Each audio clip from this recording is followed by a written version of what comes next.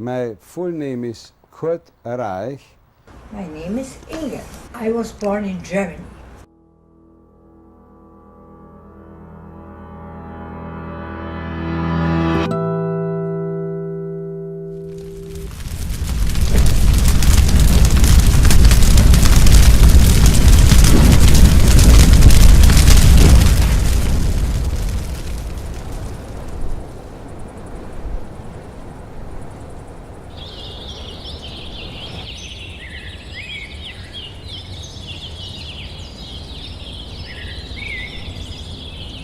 Anschluss.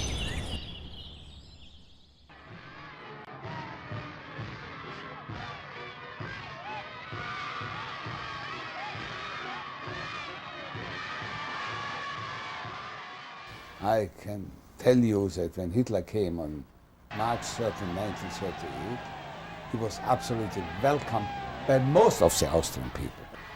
And I remember Schuschnigg, who was at this time Kurt von Schuschnigg, he was the Chancellor of Austria. He was invited to Berchtesgaden to Hitler. And despite he was only 13 years old, but I remember that his last word was, "God save Austria." And as a matter of fact, this has nothing to do today, I mean, his nephew is the Austrian ambassador today in Lima, and we are very close friends to him.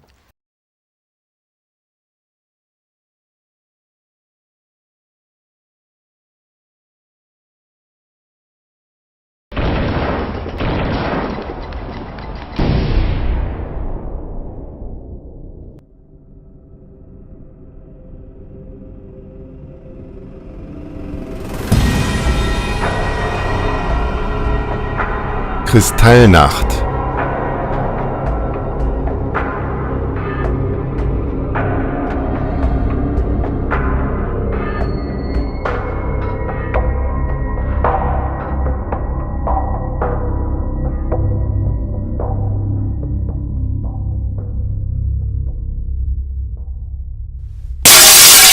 I remember the Kristallnacht that where we used to live in Vienna.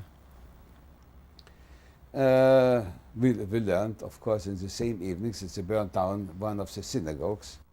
And then all synagogues were burned down with the exception of one synagogue, which was in the middle of the first district in Vienna.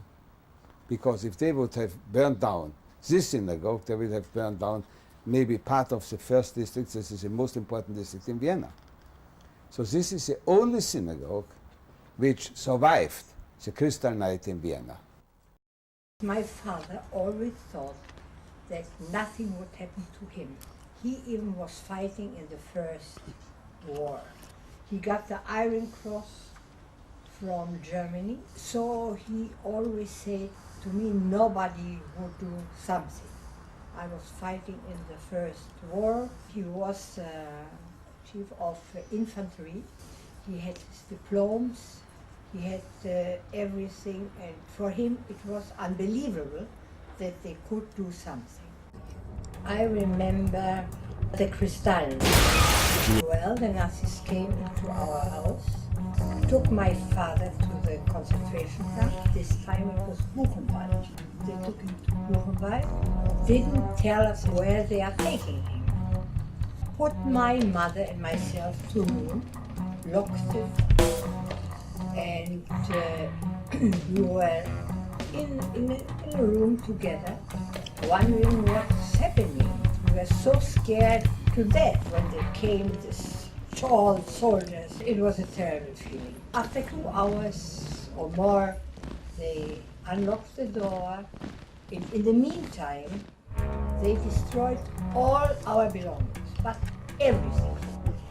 Turned down the showcases with the nice porcelain, with the nicest thing really. Cut off the chairs,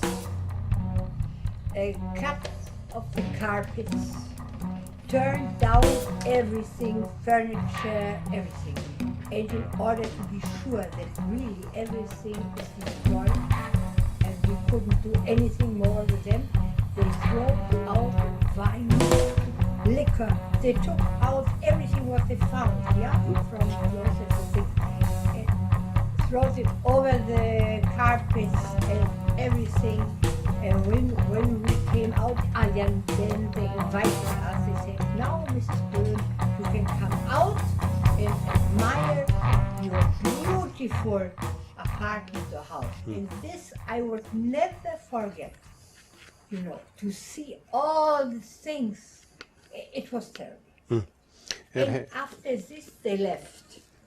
And they told us, "But now don't be glad that we are leaving, because we can come back any minute. We take your keys." They took the keys, and to make us more unsure and frightened, they told us. So I remember my mother called a cousin of her to another city.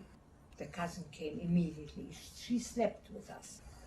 In the meantime, so next day, my mother called other relatives and told them what happens and so. And my father used to have very good friends, not Jewish friends. He worked very much close with other lawyers. They had cases together, so he helped us.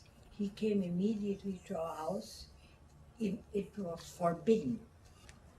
Not Jewish people couldn't come anymore to Jewish houses.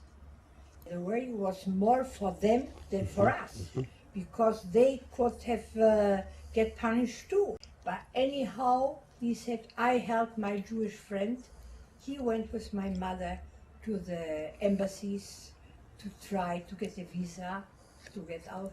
So they tried Brazil. Brazil couldn't get a visa for couples with children. They tried many others. Finally, they tried Bolivia. And we were very lucky. We got the visa for Bolivia. So we get out from Germany in 39 with the last boat. After Kristallnacht, my father was taken to Buchenwald. Since my mother could show the visa for Bolivia, after 2 weeks they let him out. My father used to have very good paintings, very well-known paintings. And we were very lucky. The Nazis declared it degenerated art. And since it was the degenerated art, we could take them out. So we took out Renoir, Lesser-Uri, the best painters. And my father would sell these paintings then in La Paz. With this money, my father could buy this factory in La Paz of mineral water. I used to work as a messenger boy for the organization who made the illegal transports to Palestine at this time. And the chief of this organization was Berthold Storfer, an Austrian banker. He had a bank house, Berthold Storfer, in Vienna. They chartered some vessels, and they've sent the vessels with Jewish people from Austria, Germany, and at this time part of Czechoslovakia to Palestine. And I had the opportunity to go with one of these transport, but I refused to go without my parents.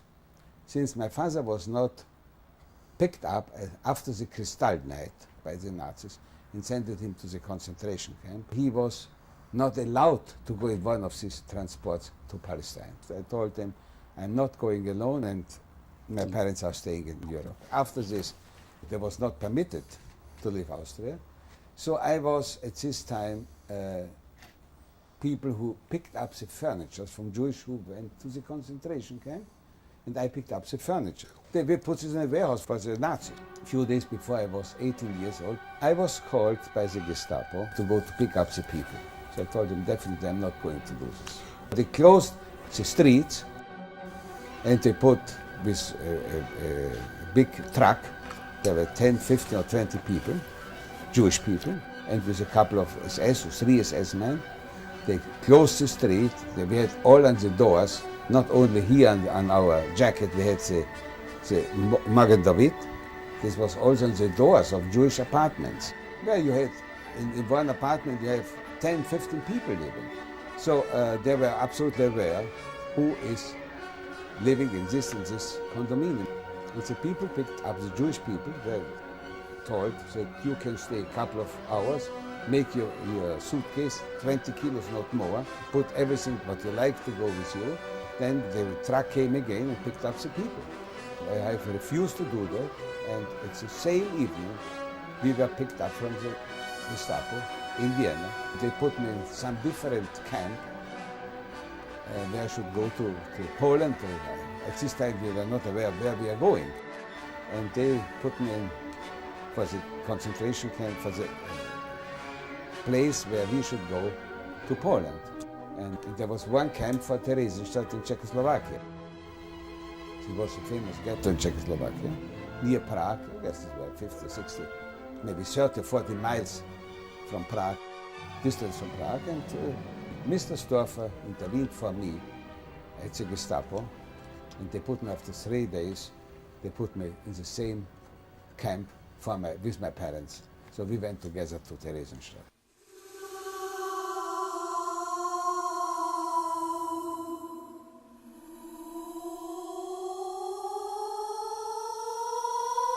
We went in one of these trains from Vienna to Theresienstadt. When we came to Theresienstadt, there was different numbers. Number 4 was Vienna. 11, it was a transport from Vienna to Theresienstadt, and 255 was my number in Theresienstadt. So I was not anymore Kurt Reich or Kurt Israel Reich, because we all had to use Israel for men and Zara for women. So I went to the Jugendheim in Theresienstadt, where I used to live with other 6 boys in one room, very, very small room, of course. And we have been very close friends. From time to time, we had some girlfriends. Right. And well, what did you do when you had a girlfriend? Don't ask me what we had done. No. I first worked in Theresienstadt for the Jewish bank. We received all payments in Theresienstadt. And they had their own money with the 10 Mandaments of Moses. And when we had some payment, we could buy, let's see, with this money, some clothes or something like this. From the people who went to other concentration camps, they died in Theresienstadt. Then I went to the laundry, and from the laundry I went to the kitchen. Kitchen was always a good job because you had double portion of food. Theresienstadt was mainly for old people. A lot of artists and a lot of very, very good people from Germany, Austria, and Czechoslovakia. I remember Dr. Desidor Friedman, the president of the old Jewish organization in Vienna, Robert Stricker, who was the only Jewish congressman in Austria. I remember in the Prominenten house was Leo Beck. He was a very famous rabbi. He was a rabbi in Germany, not I would say only a famous, he was a rabbi in Germany. I remember a very famous Dutch musician, he was previously from Germany, by the name of Kurt Gerson. And then we had also some cabaretists from Vienna and from Berlin and from other places who used to be in Theresienstadt.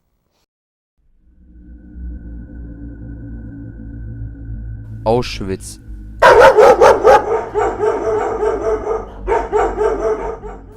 We were afraid that we are going to Auschwitz. We were already advised that Auschwitz will be the end. Of course, the Czech people had some connection with the gendarmerie in Theresienstadt. They could talk to them a little bit. And these people was very often very, very helpful to people from Czechoslovakia.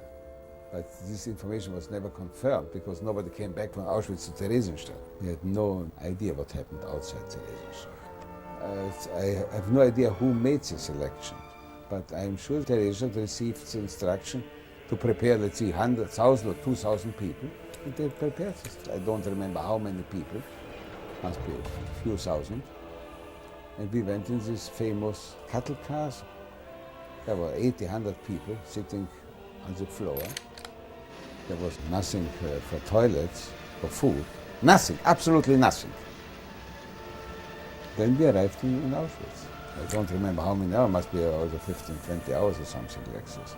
I went with my parents to Birkenau. So this is A1146. Can you hold it out? We might focus in on that. 1146. Tell me about getting tattooed. How did that happen? Well, you know, we went in a big road and we put our arm like this. Yes. And there was one of these guys who made this Tattoo. tattoo. Right. There was no pains, huh? At least I don't remember there were no pains. Through the famous door from Arbeit macht frei. First of all, they shaved us. They picked up everything from us, and we were put immediately in this famous dress from the concentration The camp. striped outfit? Right, that's right. The only thing which we could keep for us was a belt. I went in the same place with my father, and my mother went to some different place. I guess it was 3 floors. I've been my father in the bottom, and it was terrible, very cold in the night. Despite it was June and July, but we had one blanket, this was all. Yeah, we had a conversation with not too much hope, this I can tell you. And we have seen everything what happened over there was something terrible. One of the good friends of ours, by the name of Freddy Hirsch, he was one of the Jugendführer in Theresienstadt. He was a very well-known. He went to the electrical wire. It was there. There was an appeal in the morning. They counted every day in the morning how many people are in the rows of 5. I was always trying to be in the road number 3 because when they came with it and they counted, so if you're in the middle, that was not so easy to get one of these, not to be hit. I worked first in the Steinbruch, this was where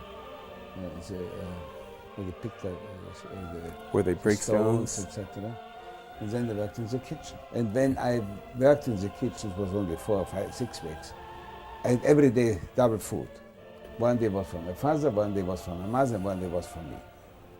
And one day, unfortunately, they found it that I went to the barrack of my mother, and I gave her the portion of the soup, and this was something terrible. They found it out, and they gave me 25 hits in front of my mother.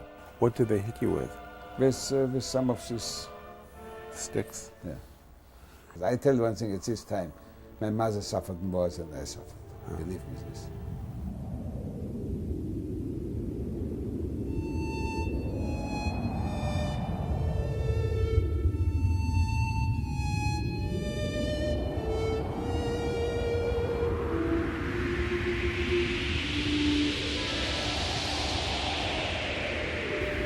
Me agarraron una vez en la barraca de mi mamá, uno de los SS, y me pusieron la cabeza dentro. Esas estufas largas que tienen las barracas en Auschwitz, me han dado 25 látigos delante de mi madre. Usted se puede imaginar una madre al ver a su niño de 19 años, 20 años de edad, es algo horrible, ¿no? Inimaginable lo que mi pobre madre sufrió.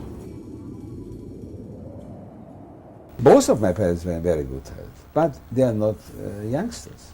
At this time, my father was, he was 44, he was born, he was 63, and my mother was 53. So they're really not youngster for these people. They couldn't use his work anymore. But we have been in front of Mengele, and he made with his finger like this, left or right. This was the last time when I saw my parents. We had no idea about the crematorium in Auschwitz, so when I came back to Vienna, I was looking what happened really to my parents. Then, of course, at this time, we were aware that there was gas chambers and there were crematoriums. This was very well known already, immediately after the war was over. And I was informed that after the selection with Mengele in Auschwitz, they went to the chamber of gas.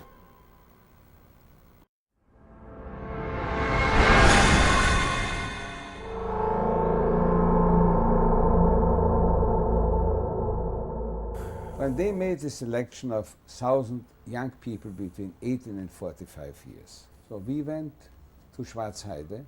This was a Außenlager from Sachsenhausen, Oranienburg. Very cold in winter. Often we slept 2 in one of these nights because it was much warmer, and this was absolutely prohibited. and we used to work for Hochtief AG.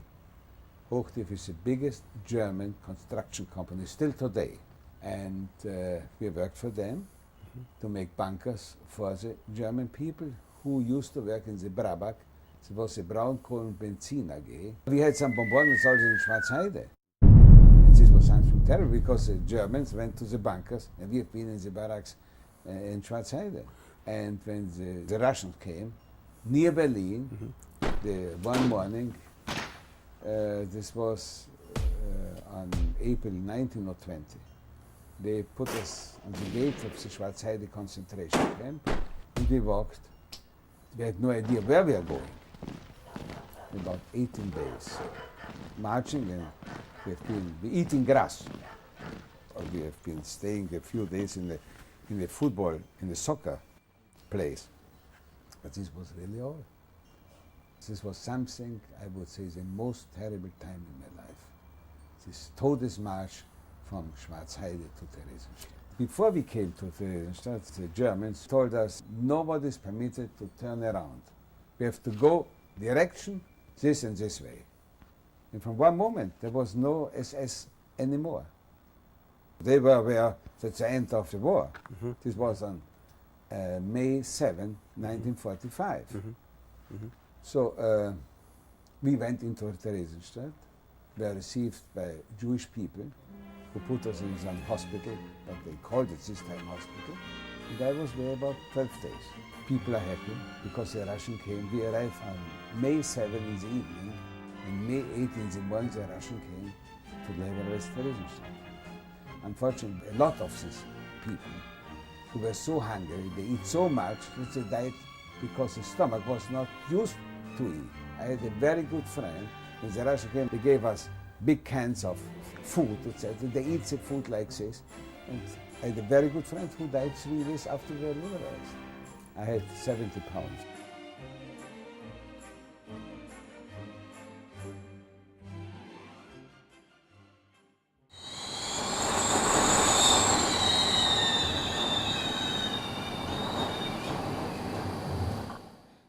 I was trying to go to Vienna. I remember this was on May 19 or 20. They told us who is German, who is Austrian, who would like to go home. So I told them I would like to go home. So they put us on a truck and we went to Prague. I went with one of my friends from Theresienstadt, Auschwitz and Schwarzheide. I remember the name, Mutzinitz. We have been very close friends. We have been all the time together. Not in Theresienstadt in the same room, but we have been in Auschwitz in the same barrack and then in Schwarzheide together. We slept very often together under the two carpets, under the two blankets. Right. And so we went from Theresienstadt to Prague, and when we arrived in Prague, they asked us, "You're German?" "No, I'm Austrian." Why? They had the intention to kill us because they were thinking that we are Germans. It's a gendarmerie in Czechoslovakia, in Prague.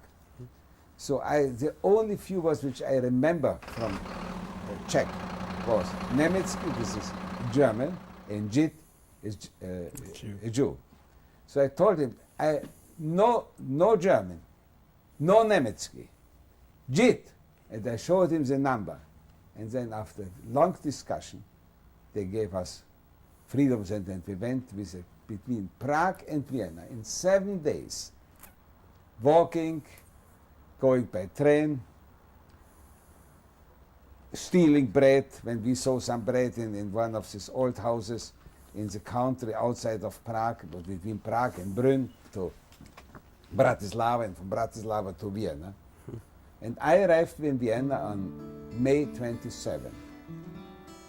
And this was a Sunday. And I would like to go to the hospital. And the chief of this hospital was a good friend of my parents. He was one of the 120 Jews who used to live all the time in Vienna. And so I told him, "Doctor, I would like to be accepted in the hospital." And he told me, "I tell you one thing, we have cases which are much more bad than your case. We cannot accept you." So I told him, "You remember, you sent me some parcels to Theresienstadt with bread who are you?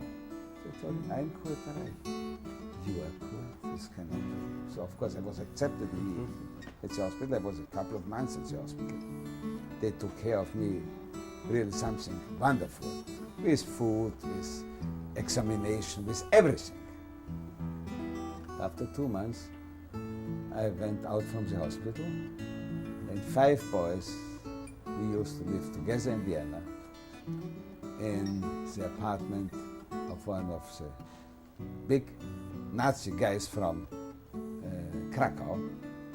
When the Russian came to Vienna, they flew from Vienna out of, we find out everything in the apartment, beautiful one, in the middle of the town. I tell you one thing, we 5 boys had a good life in Vienna, very good life. First of all, we had a lot of food, because we had the parcel from the joint, we have parcel from the whole family, wherever they were, and we had a very good life. I went every day. There was a kitchen for people who came back from the concentration camp. I was very well with the chief cook, an old lady in the Jewish hospital, in the Reich hospital. We had a lady at home who cooked for us 5 boys, whatever we had. You have no idea how many food we had. And at this time, this food you could buy whatever you like. Good paintings, good carpets, good everything. Only we had no idea to do with it. We had no idea. You know, we had not, say, education for jewelry or for art, etc., which I have today. But at this time, I was not interested. I was only interested, I tell you one thing, in good life. Now, this I have to tell you, really maybe one of an interesting story. I was walking one day on a Sunday morning in one of the main streets in Vienna, and I had the insignia from the concentration camp. This was a red triangle with the number 369. The 369 of the red triangle was 369 weeks occupied Hitler Austria. There came a gentleman in front of me and told me, look, I have the feeling you must be Jewish, and I can see that you have been in the concentration camp. Could you give me some explanation, some information? How was it, where you have been, etc., etc.? I told him, if you have time, I would be very happy to receive you in our home. It's only a couple of blocks distance from here, and we would be very happy. I'm living with other 5 boys in this condominium, and but let me ask you, who are you? Because it's very interesting that somebody asking me in the street. They told me, my name is Dr. Karl Ludwig Lederer. I was also born in Vienna. He spoke to me in German. Yes. I was also born in Vienna. I am the chief medical doctor for the English occupation in Austria. My father was director of the Rothschild Bank here in Vienna, and I emigrated to Palestine. At this time there was no Israel. I am with the 8th Army with the English troops in Europe. So he came in the afternoon with 2 big English boys with a big trunk full of food and cigarettes and chocolate, and you have no idea. Really, the big trunks which previously the people used for when they went on a vessel. Okay, I received him in the door. He put all this stuff in our apartment, told him the same story what I'm telling you from the beginning to the end. Then he told me, Mr. Reich, what can I do for you? Hey, look, you have done so much for me. It's all you have brought to me. I don't know how to thank you even. That's nothing. That is the obligation for people like we are to help people like you are. But if I have really one wish in my life, I would like to find my sister and the rest of my family, which I know emigrated, my sister to Palestine. I have 2 cousins who emigrated to England. I have a cousin who emigrated to the States. I have no idea where they are. He told me, give me the names, where they emigrated. I said, I have no idea if my sister is married. She's not married. If she's still in Palestine, I have no idea. I know only that she emigrated 39 to Palestine. And she went to a kibbutz. I have no idea to which of the kibbutz. So he told me, look, I will send you as a driver every week to pick you up and to bring you to the hospital. They would like to see how you're improving your health, etc., etc. After 2 weeks, he sent me a note with all information about your family. Your sister is married to an Austrian man. He's also by the British Army. And then you have 2 cousins. One is in England, the other one is in Bolivia, one cousin in the States, etc., etc. So I find out really the whole family through Dr. Lederer. He was an outstanding nice person. He used to live in Haifa. Unfortunately, when we went the first time to Israel in 1959, he was away from Israel. So I couldn't find him anymore. And then the second time in 1964, he was already passed away. On my birthday, we had the first big birthday party. It was on September 23rd, 1945. We had a lot of girls, a lot of boys at our home, maybe 20, 25, I don't remember really the exact number. But at 7 o'clock, somebody knocked the door, an English soldier, and came to the door. And maybe I may ask you, is here living Mr. Kurt Reich? I said, yes. I'm your brother-in-law. He was stationed in Klagenfurt, this is a city in Austria, with the English army. So my sister advised him that where I am, etc., and he came to Vienna to meet us. It was the first time that I saw my brother-in-law. Then I worked for the joint organization, made parcels for Jewish people who came back from concentration camp, and we delivered this to these people. There was exact control for these people. Donation from the United States, from South Africa, England, South America.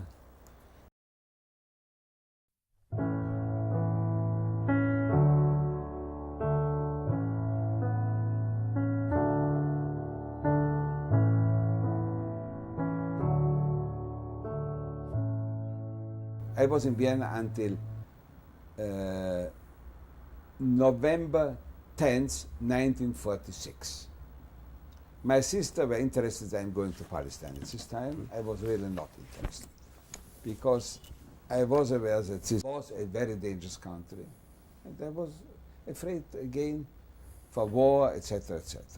One of the cousins who was in England was married in the meantime in Bolivia, and they asked me if I would like to come to Bolivia, and I was very happy. I was trying first to come to the States, but this was not possible because I used to live in the first district in Vienna. This was the international district.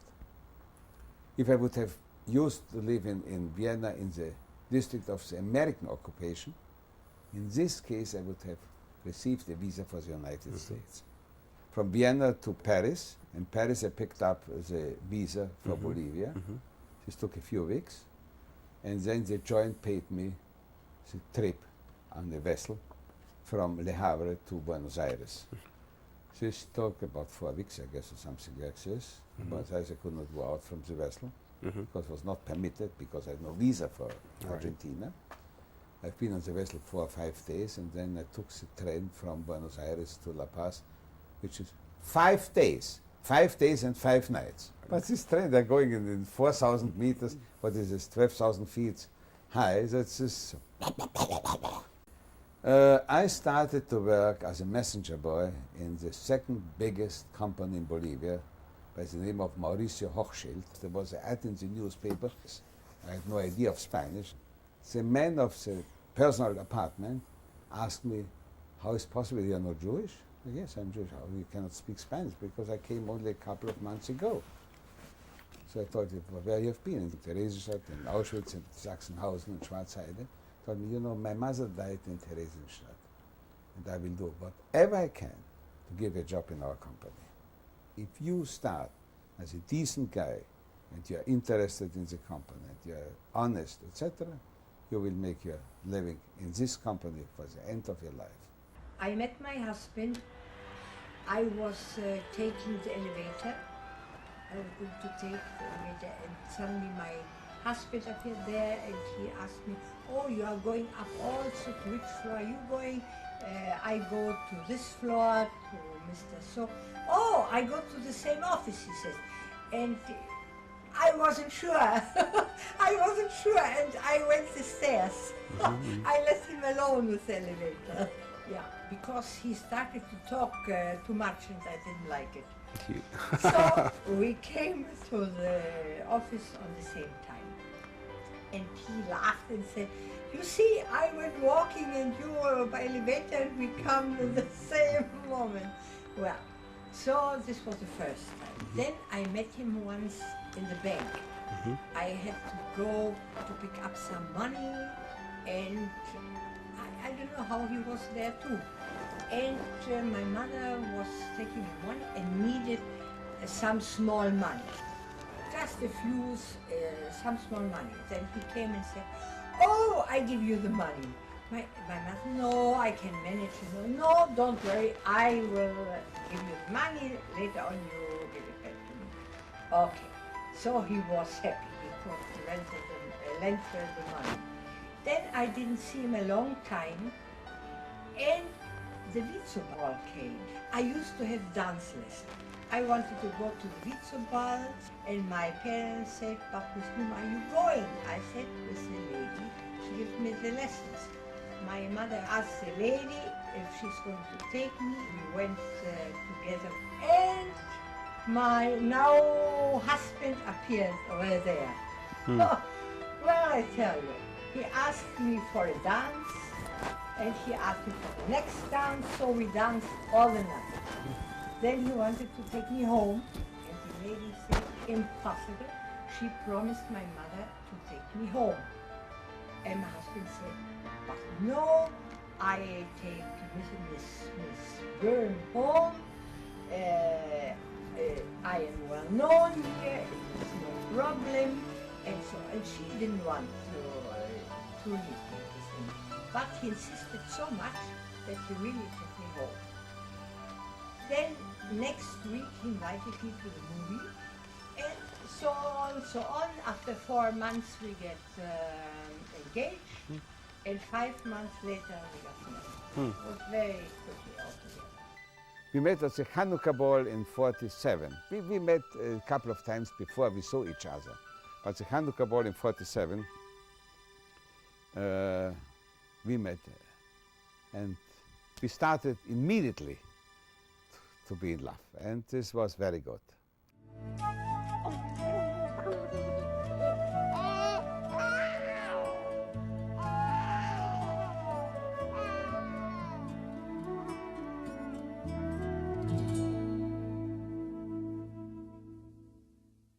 It was one of my best business in Bolivia, I can tell you. And after three and a half years, the boss called me and told me, "Look, the trash is going on vacation, and we would be very interested if you can do this job. You know, if you're teaching me, I'm trying to do that." We had the account department in 7 different currencies. We had it in Bolivianos, in dollars, in English pound. I had no idea that English pound is how many shilling and how many pennies. Then we had the Peruvian sol, the Brazilian cruzeiro, the Chilean peso, and the Argentine peso.